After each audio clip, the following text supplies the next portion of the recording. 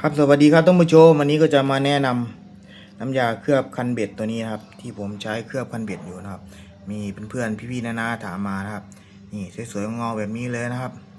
นี่ลงน้ำยารอบที่2นะครับนี่ลองหัดทำเองนะครับพอจ้างเขาก็แพงนะครับคันหนึ่งก็ประมาณ300ครับถ้าจ้างเขานะครับตัวนี้ครับ100 กว่าบาทนะครับเป็นน้ำยาแฟนโค้ดนะครับมี AB นะครับผสมอัตราส่วน1:1นะครับ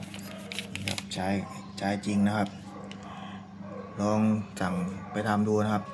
สนใจก็สั่งซื้อที่ตะกร้าด้านล่างนะครับมุมซ้ายมือนะครับปักพิกัดมาให้แล้วนะครับแฟนโค้ดครับผมเป็นน้ำยาเกรดดีเลยนะครับจากสหรัฐเลยนะครับตัวนี้